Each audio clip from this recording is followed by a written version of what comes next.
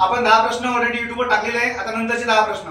प्रश्न क्रमांक पहिला काय म्हणते, अर्थसंकल्पातील जीडीपी म्हणजे खालीलपैकी काय होय म्हणते। जीडीपीचा अर्थ तो ग्रॉस डोमेस्टिक प्रोडक्ट म्हणजे काय, सकल राष्ट्रीय उत्पन्न। पर्याय नंबर पहिलं याचं उत्तर होतं। प्रश्न क्रमांक 12 काय म्हणते, खालीलपैकी कोणती राष्ट्रीय उत्पन्नाची पद्धत किंवा उत्पन्नाची अंदाज करण्याची पद्धत भारतामध्ये नाही आहे म्हणते।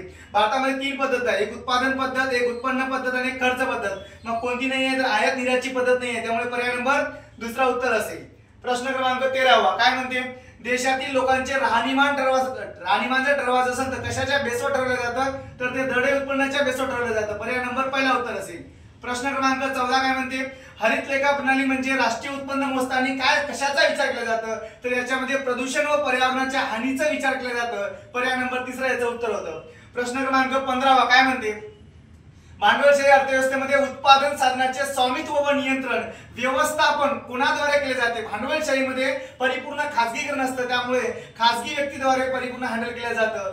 प्रश्न क्रमांक 16 काय म्हणते, भारतासाठी मिश्र अर्थव्यवस्थेची शिफारस सर्वात प्रथम कोणत्या योजनेतून करण्यात आली, तर ते बॉम्बे योजनेतून करण्यात आली होती। पर्याय नंबर पहिला याचं उत्तर होता।